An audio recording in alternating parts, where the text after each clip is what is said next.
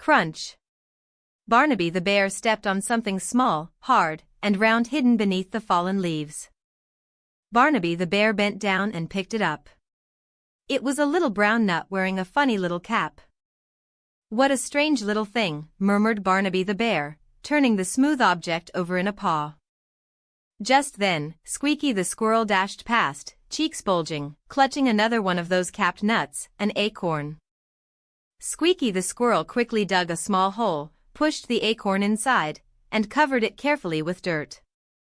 "Squeaky the squirrel," called Barnaby the bear, holding up the object, "why are you burying this little acorn?"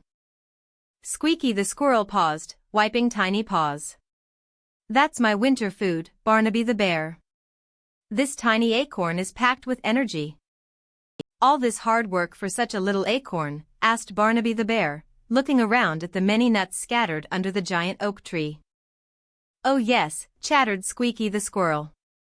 "Every single acorn counts when the snow comes. We gather hundreds." Squeaky the squirrel pointed upwards with a twitching nose. "They fall from the mighty oak tree. Each acorn holds the potential for a new tree, too."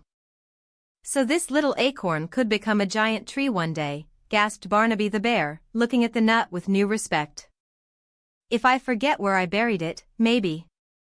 Squeaky the squirrel giggled, before scampering off to find another precious acorn. Barnaby the bear gently placed the acorn back on the ground beneath the oak. Barnaby the bear understood now that even the smallest things, like a single acorn, could be incredibly important treasures for the forest and its creatures. It was a big lesson hidden inside a tiny acorn.